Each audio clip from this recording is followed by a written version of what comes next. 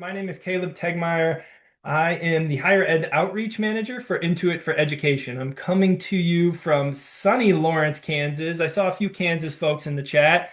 I think we're up to maybe 25 states and 4 countries joining us just for this session.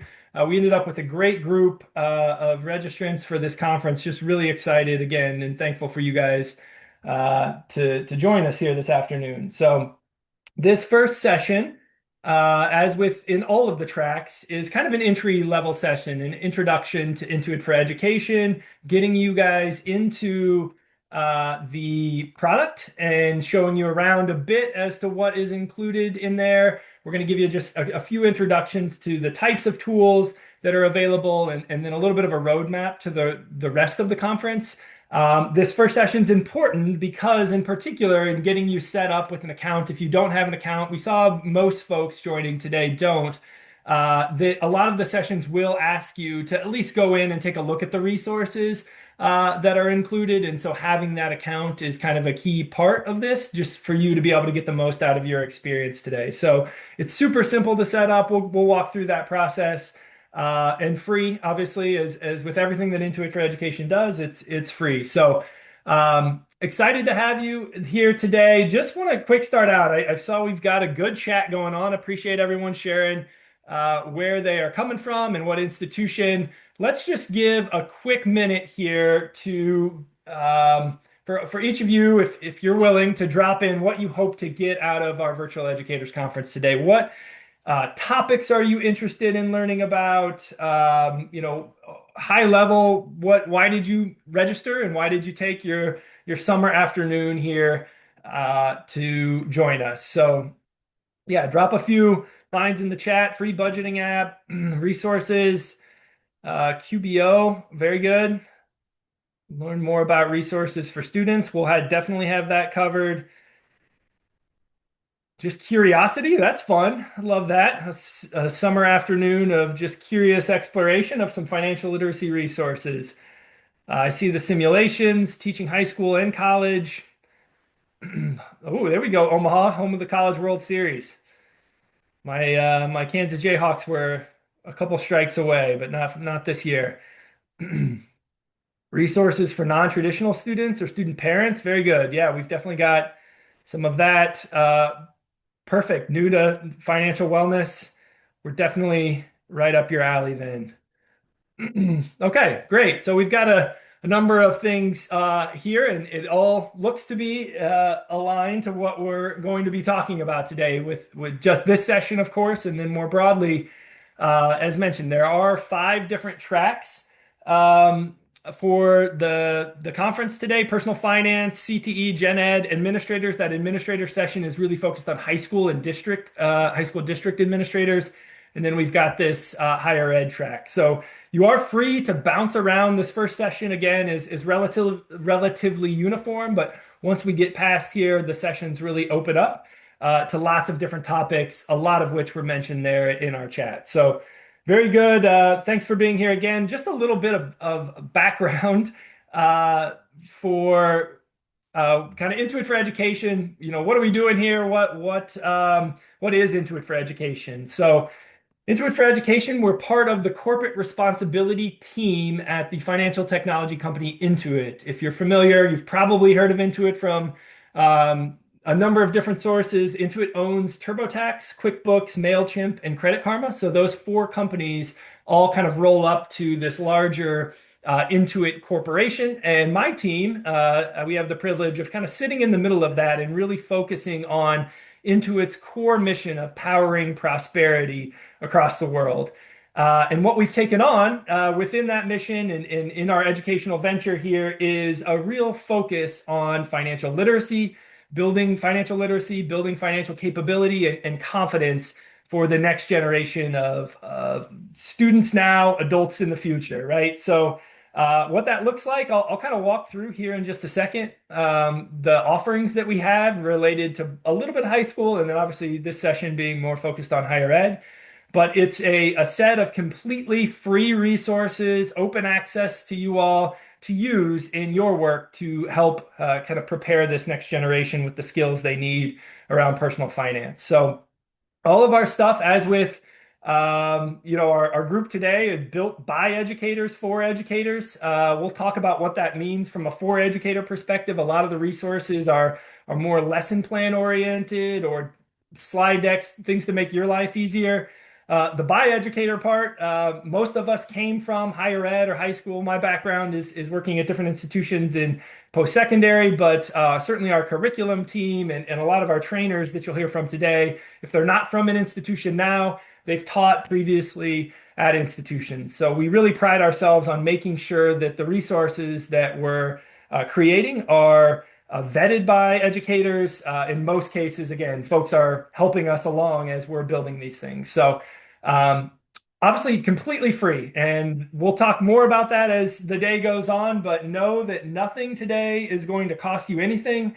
The tools, the access to the tools, it's all completely free. We even have some opportunities if there's some certifications attached to some of our stuff, and we'll help pay for those certification fees on the front end as well. So lots of different opportunities here to engage with your students at no cost, with curriculum that really covers a number of different topics. So we've got different audiences covered. We've got different personal finance topics all the way into QuickBooks as well, as we heard in some of the chat. So very kind of a broad approach here, but our goal is really as a team is to ladder up to this 50 million students impacted by 2030. That's a really ambitious goal. We're well on our way. We're into the tens of millions now that we've impacted over the last 4 years since our program launched, and definitely headed towards kind of a broader impact of just trying to build up this next generation of students to have the skills they need to succeed in college, in post-secondary ed, as well as kind of after their college career. So I'm going to start here just with a high-level overview. A lot of words on this slide, but this is really how we're thinking about our support for students and kind of the intentionality that we're taking to building those supports. And so it really, from our perspective, and you're going to see this, I think, in a couple different presenters actually today in the higher ed track. And likely if you're leading financial wellness work on your campus, you're already thinking about it in this way. It's so important for us to really focus on being a support resource for students with the right information at the right time. Students are going through this kind of journey of personal finance, starting really in high school or even before, where they're starting to kind of create a financial identity. Understanding how their upbringing, their mentors, the people around them have kind of sourced their relationship to money. And then in high school, they're starting to interact in different ways with the financial system and all of the different pieces of that. That means first paychecks, maybe first bank account. They're at least starting to learn about credit. Certainly from a post-secondary decision, there begins to be some conversations about how are you going to pay for college if you want to attend a post-secondary school. All of those are new things that, along with kind of their personal experience, will start to build their financial identity. On the bottom here, this bottom row, we'll talk about the middle in a second, but the bottom row is how Intuit for Education supports these different stages. And so you saw maybe in the entry session, we've got a big group of and a large set of resources for high school students, for curriculum for high school educators. We also have a dual credit curriculum that we have several post-secondary schools using to teach a personal finance course at their college that extends down to dual credit. As more and more states have adopted mandates for personal finance courses in high school, we are seeing this idea of dual enrollment becoming more popular, where the institutions, the post-secondary institutions, have the resources to be able to teach this, the experts to be able to teach personal finance, and the high school students certainly have the need as this graduation requirement is coming in the next couple of years. So lots of opportunity there. I would love to chat. We don't have a session on that today, but I'll have my information here at the end. And if you want to talk dual credit, creating a course on your campus, again, completely free, we can help kind of support. You'll see some of the resources throughout the sessions today. On top of that piece, we've also got a food truck program. Maybe the coolest thing Intuit for Education does. We offer, we donate food trucks right now just to high school districts, and those districts then kind of teach personal finance and entrepreneurial finance through the lens of an actual food truck that the high school runs. So students at the high school or in CTE programs will create the menus, be the workers or the chefs, if you will, at the food trucks, and then other programs in the high school maybe do the books, help market the food truck, that type of thing. Really a good immersive way to be able to teach personal finance and entrepreneurial finance in unique ways. So the final way that we kind of support high school professional development, events like this. We do lots of different professional development events that are virtual, some of them even in person, that again supports this kind of groundswell over the last several years of personal finance education in high school. So with that, students, obviously, we're supporting that first stage, but as they transition into college, kind of what this track is more focused on, they start to be introduced to lots of new different things. A lot of just accountability is what we've heard from students. There's new priorities for them. They've got new expenses, maybe pressures, social pressures to spend or how to handle social pressure for being able to kind of manage your money and while also spending time with friends and not being a recluse. And then the last one, just kind of budgeting with consequences. So obviously there's many other different things in their first year of college. These are just a few. But as we think about how do we support that effort? How do we bring content to students that's relevant specifically for their first year that both serves them in a way that builds up their skills, but also serves them in a way that allows them to manage their money in a way that keeps them in school, keeps them first to second year retention rates high, keeps their kind of trajectory towards degree, their velocity towards their degree on pace. And so one of our focus areas is really identifying what are those challenges in their first year that have caused students to drop out of school or even slow down in their credit loads, and how then can we provide resources to help solve that challenge. So what we've identified is really focusing in on first year experience courses. So a lot of 4-year institutions and 2-year as well now have kind of entry level courses as students come in, maybe even a transfer level course as students come into the institution that are teaching them key concepts around study skills, sense of belonging across the institution, and then other kind of outlets like financial literacy. And so we've created a set of FYE distinct educator materials as well as a simulation, a set of simulations really specifically for these first year students and students that are new to post-secondary. So our first session following this session today is going to be a case study from the University of Buffalo talking about how they've used those simulations and the results that they saw using some of our free resources. So I'd encourage you, if you're looking at this from like, how do I spread the word across campus? First year experience is a great place to start. Students are so in need of those resources in that first year. And what we've tried to do is boil it down to what are the key pieces, budgeting and credit in particular in that first year, really giving them not just some information, but also allowing them to kind of participate in a simulated experience that allows them to practice a little bit some of those decisions that will be new to them in their first year. On top of that, peer mentoring certifications. I saw some interest in the chat on this. We can definitely talk about this. The last session today from Jody Kaus from Peer Powered Financial Wellness will talk a little bit about how they're training peer mentors and using some of our certifications. We have a distinct certification prep course in Intuit for Education that I can point to in a second that allows students to take the course. It's about a 10-hour course, and then there's a Certiport certification at the end. So just another way that institutions are obviously supporting first-year students in transition. Through peer mentoring, we want to be able to support and train those peer mentors. Two more pieces here, and we'll move through these a little quicker. The college years, this is obviously beyond their first year. What does it look like for students to start to really master in a way financial, personal finance and personal finance skills? So that, again, more budgeting, building credit, taxes maybe become something for the first time that students need to be aware of. We've got taxes covered in spades in lots of different ways inside our platform. And then also starting to look towards post-graduation. What is it? What is the degree that I'm pursuing? What does that look like for, a salary? And what plans should I begin to start thinking about as I near my graduation?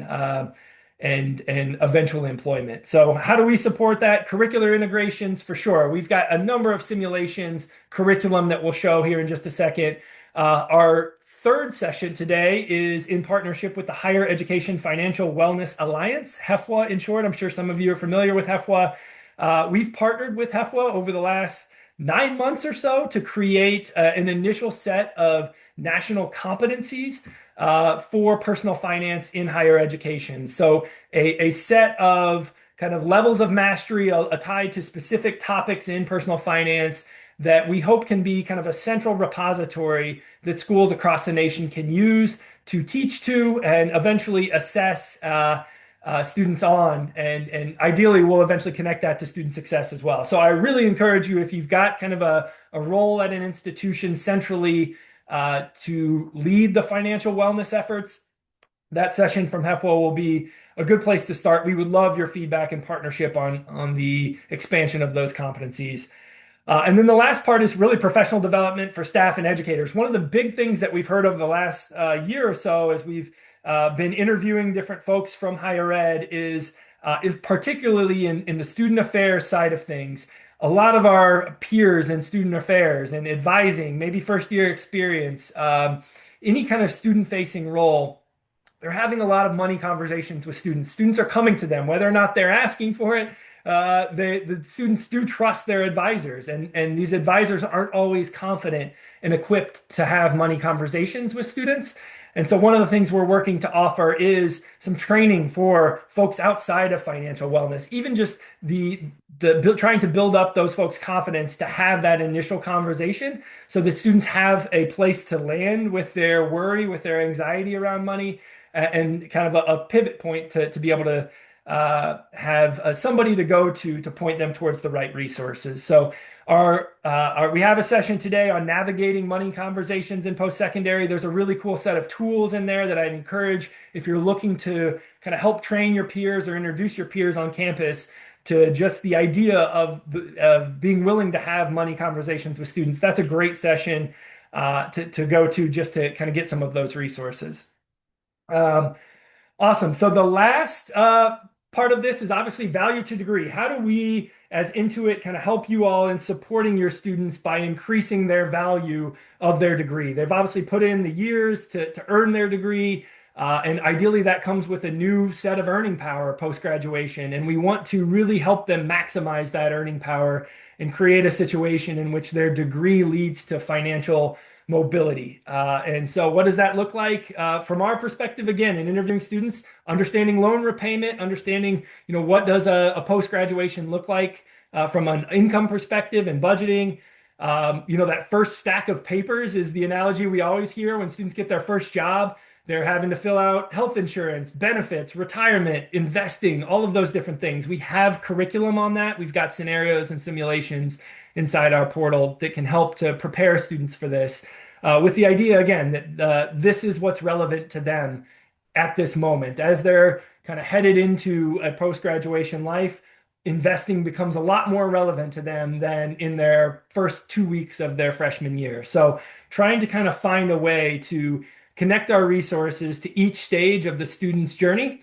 And then as they land and find a job and down into the future, that's when Intuit starts to play a part in their lives more prevalently, right? We've got all sorts of different products, and I'm not naive to think that that's not a support system for this, but they would be prepared for some of those skills that they would need. So this is kind of our model here. I want to talk, the middle line here is really where I think we excel in a way. Intuit for Education is really dedicated to making sure that the offerings that we're providing are of value and impact. And so I'm going to bring in Dr. Carol Lee to chat a little bit about what that looks like. We've got a model here that Carol has researched and is kind of the model that we follow when we're thinking about building out new offerings and really testing the impact. So Justin, if you can unmute Carol, or Carol, if you can pop in here, would love to kind of have you work through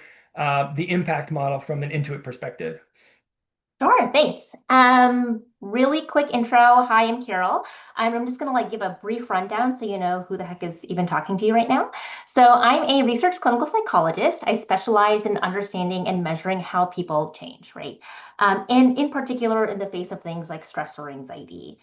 I am a former assistant professor at Nevada State, so I was kind of laughing when folks were chatting about what budget. I was like, yeah, same. And then also currently an adjunct research professor at Western U. And then, of course, as Caleb just said, I'm also Intuit for Education's head of efficacy research. Really, take that all together, what that really means is that I use my expertise in kind of assessing interventions to make sure that the stuff that we at Intuit for Education put out actually works, right? So, yay. So that's just kind of me in a nutshell. But kind of going back to this model that Caleb's teed up. So, like Caleb mentioned, we're really conceptualizing this flow from financial literacy to capability to confidence, right? And I think what's really cool here is that this isn't just a conceptualization.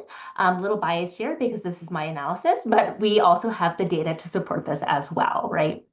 So you can see our model here on the screen, but let me just break this down for you. So what you are seeing are the results of a path analysis. So for those of you kind of unfamiliar about what a path analysis is, basically, like put very simply, it just kind of tests the relationships between our core constructs of interest. So in this case, our core constructs of interest are things like financial literacy, capability, confidence, right? And then a couple of kind of these broader student outcomes like financial anxiety and academic focus. So the first thing I want to point out in this model, we're going to read this from like left to right, okay, is that we see this direct link between financial literacy and capability. Okay, you see this like nice solid arrow. And so what that tells us is that when we improve folks' financial literacy, we also improve their financial capability, right? Which is fantastic. You can kind of think about this effect as like now that I finally know what to do, I can actually go do the thing, right? So not super groundbreaking, but also just good data to have. I think what's super interesting here, though, is what we don't see. So what we do not see is a direct link between financial literacy and financial confidence, right? There's no arrow between those two things. And what that tells us is that just kind of having the financial knowledge isn't enough to improve confidence. What we're seeing is that students really need that chance to put that knowledge into practice, right? So for example, let's say you know a ton about budgeting theory. You're like, I know so much about budgeting. I know all the tools. I know all the theory, right? But you've never actually practiced budgeting yourself. Chances are you probably won't feel super confident about budgeting until you have the chance to practice that, right? The last thing I want to kind of call out here, sorry, this is a big model, is financial confidence. So when it comes to impacting these broader student outcomes, the things that we really care about, like financial anxiety and academic disruptions, right? We see that financial confidence is really the key to moving the needle on these things. So you can see here in this model, financial confidence is actually the only variable in this model that directly reduces financial anxiety. Okay. So in essence, like when you're feeling confident about your ability to manage your finances, you tend to also feel less anxious about your finances, which is great, right? This is pretty consistent with kind of general models of anxiety, behavioral sciences overall. So it's good to kind of have that confirmation. Again, I think the cool part comes later. So I think what's really cool here is that financial confidence's effect kind of extends beyond financial anxiety. Okay, so it goes on to have what we call an indirect effect. So it has this indirect effect on academic focus. Here, this is measured by your ability to concentrate on your schoolwork. So essentially, what it does is it kind of reduces your academic disruptions because of its impact on on financial anxiety. Okay. So just to kind of like clarify that a little bit, this isn't a direct effect. So it's not like you're feeling more confident about your finances and then suddenly you're like, ooh, I'm so good at studying. Look at me, right? Like that's not what's happening here.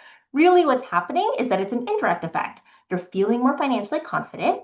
That makes you feel less anxious, which of course kind of takes this massive mental load off of you. And that's the thing that's able to kind of enable you to focus, right? That's enabling you to actually concentrate on your schoolwork, the removal of that mental load. So that's kind of that model in a nutshell. Yeah, happy to answer questions in the chat and I'll pass it back over to Caleb.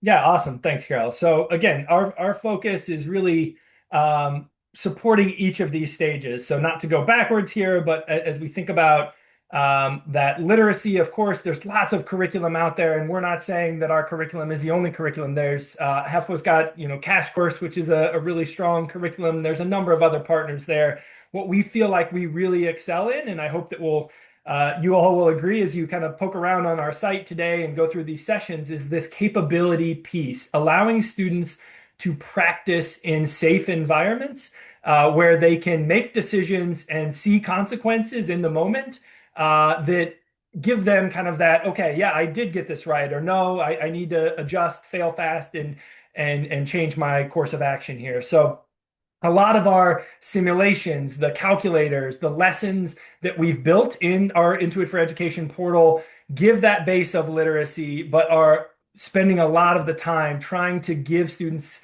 a space to practice and build up that capability, knowing that if we can build that capability, it leads to more confidence and then the things that we're talking about from an institutional perspective, reduced anxiety. Ideally, we don't have the data yet, but ideally, that anxiety leads to better retention rates and better kind of student success numbers. So that's all to come, we hope, but that is kind of the structure of how we're thinking about it right now. So we've got 20 minutes or so left here. What I want to do is give you an outline of kind of what the rest of the conference will look like. Again, a lot of these sessions will focus on sharing some of these resources, pointing you to the Intuit for Education portal. And so let's just go ahead real quick. If you don't have an Intuit for Education account, I'd love for you to create an account right now. The account, again, is completely free. You can use the QR code for a phone, or if you just want to type in education.intuit.com, it'll take you to our portal homepage. One note here that we get a lot of questions on, both from a student perspective and an educator perspective, these accounts are unique to Intuit for Education. And what I mean by that is that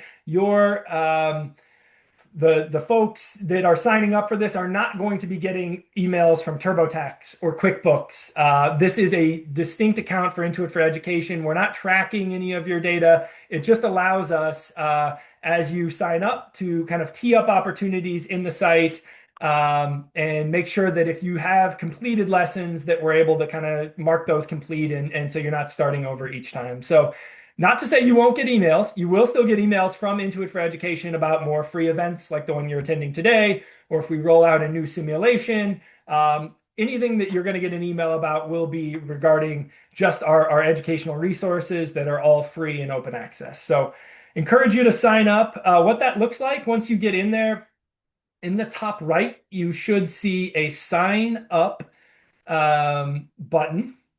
So you click that, you're going to select, I imagine most of us here are teachers or educators, so you're going to want to select the teacher icon. And then from there, you'll use your email and your password. You won't need to authenticate or anything here. It's just a straightforward email and password to plug in. And that should take you to the next screen. Again, enter as much information or as little as you'd like here. We'd love to know kind of what your students call you. That will show up on the home page as you're pulling up. So mine says, when I pull up my Intuit for Education, it says Mr. T, which I didn't think through that when I first put it in there, but I'm just rolling with it now. So it will say that, and then we're just asking how many students per year do you participate? Again, just kind of any estimate there would be great. It will ask you after this page, it will ask you to plug in your school. If you can just hit cancel on that, you don't need to worry about doing that right now. That can be something that comes down the line. There's benefits to it that we can talk about separately, but cool. So this should, hopefully everyone has been able to get through that. I'll give it maybe 15 seconds while I take a swig of water. And you should eventually land on this homepage, whether on your phone or on a browser. It should look very similar to this. Obviously, depending on your browser, it may shift slightly, but this is the homepage. So there's a number of different resource kind of avenues that you can take to get to what we have to offer. Really, it's grouped from our perspective into four different areas: courses, simulations, calculators, and games. I'm going to focus to start here on the courses aspect. So this is where the majority of the content that we have really lives, and it lives more in kind of a structured way in the courses tab versus the simulations is more of maybe an ad hoc or a one-off. So in the courses, what we're delivering here for free are two different types of courses: a guided set of courses and then a self-paced, so an asynchronous learning kind of set of courses. The guided courses in the courses tab will all be marked with the purple card. So you're noticing here on my screen, anything in that courses tab that's purple means guided, and guided means teacher-led educator resources. So downloadable lesson plans, worksheets, PowerPoint decks or Google slide decks that you can edit. It's all built in a very detailed way for you to be able to pull out and adjust however you'd like. We have no preference as to how you use these. You can include your own logos. You can download them into PowerPoint and change it all around. You can only use parts of it however you see fit. The lessons are built in a very detailed way down to the minute. So if you had an instructor that was maybe less comfortable talking or leading a personal finance session, they could go in and just follow that lesson plan and be more of the facilitator than an actual maybe instructor. It does lean a lot on short videos. Both of the types lean on videos that are about 90 seconds long generally to teach the key concepts. And then, as mentioned on this capability aspect, each lesson will have some type of simulation, calculator, active experience where the students are taking real world scenarios and putting them through either a calculator that we've built or they are going through a simulation in which they're having to kind of pretend to be a person filing their taxes or pretend to be a person buying a car or pretend to be a person creating a budget. So it's really, again, leading with literacy, but the majority of it is trying to build up that capability, allowing students to practice. So the guided piece, again, would be those educator resources. The self-paced is the same content, just organized in a slightly different way that allows students to manage and work through the lessons on their own. So again, this is where the account piece comes in. When they've created an account, they can get into these lessons and work through them individually, and it will mark what they've completed. It is over 150 hours of content covering all sorts of different topics. As you're clicking through, I'm sure now you're seeing anything from budgeting to credit to alternative credit. We hear that a lot in higher ed, students taking out payday loans and kind of paycheck-based loans. That is a lesson in there as well. Lots of different things that we've heard from you all that are needed and can be of use. So one other quick call out that the videos are also in Spanish, and there should be a toggle underneath the video of every video that we have that allows it to toggle between a native English speaker to a completely different video with a native Spanish speaker. And if there is also a YouTube link, if you've got other languages, you can watch them on YouTube, and there'll be a translator there that could translate into I think all the languages that YouTube supports. So I would want to call out a couple things just from a higher education perspective. There is a course in there called First Year Experience, and we're going to talk about that here in about 15 minutes, what's included in that course. But there's a budgeting, a credit, and a taxes lesson distinctly built for 50 and 75-minute first year experience-based sections. So again, what we heard in creating those lessons was that not all FYE instructors are super confident about teaching these topics. And so we're allowing them to, in those lessons, be more of a facilitator, leaning on the videos. And then each of them has kind of an extended simulation. Fin Futures budgeting simulation is the big one for the budgeting lesson. You'll hear that term quite a bit. It's really centered on having students kind of work through that simulation on their own. So additionally, there's a QuickBooks resource in there. There's a higher ed version as well as kind of a high school version that are in those courses. There's entrepreneurship curriculum. And then we'll talk about, again, our session on navigating money conversations. There is this premise of FinSight cards that you're going to hear a lot about. If you're coming to HEFWA, you'll see some of this there at HEFWA as well. we have a deck of cards that are conversation starters that help to kind of enter into or wade into the waters of talking about personal finance via fun, engaging, provocative questions. And so we have some lessons that use those cards. The navigating financial conversations session here today will hit on those lessons and how to use those and how you could even train others on your campus to do so. So the last piece I would call out in that simulations tab, there's a number of simulations that are really probably the most popular thing we have from a higher ed perspective. We've got a tax simulation in there that is really popular. Students can actually go into our tax platform and practice filing for a W-2 employee, practice filing for a 1099 employee. They go through reviewing W-2 actual W-2s to kind of understanding what's in there and also understanding then what impacts a tax refund. So that's included a number of different credit simulations, really effective ways to just tackle some of those kind of boring topics, if you will. Taxes isn't the most fun thing to teach. So trying to make it a little bit more exciting by putting the students in the shoes of someone actually filing. Awesome. So we have here about 3 minutes. We didn't get through everything, but I would again encourage you to explore those resources. The sessions throughout today will do a great job of teeing those up for you. Would encourage you again. There's sessions in this higher ed track that are going to be of interest to you. In the personal finance track, we've got a number of different sessions that focus on utilizing some of those simulations um, and kind of teaching how to incorporate those into your class. We've also got a session on the College Board personal finance course. If you're interested in that, that's, I believe, in the admin session, the new College Board AP course. So I'd encourage you, go take a look at the different sessions. All of this is being recorded. So if you do miss one and want to come back to it, that's great. It'll all be available to you. We are here to help. Again, my name is Caleb. I don't think my email is at the end of this, but you will see it if you stick around at the next session. I've got my email up there. I would love to chat with you if you've got distinct interest in particular pieces that we talked about today or something that we didn't talk about.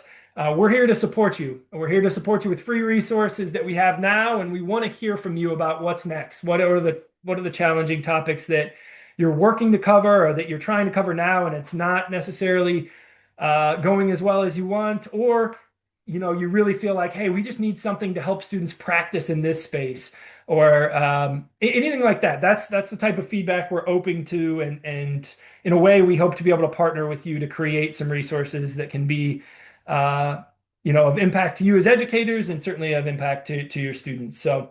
Would love to hear in the chat. We've got a couple minutes here before our next session, so you're free to take a break.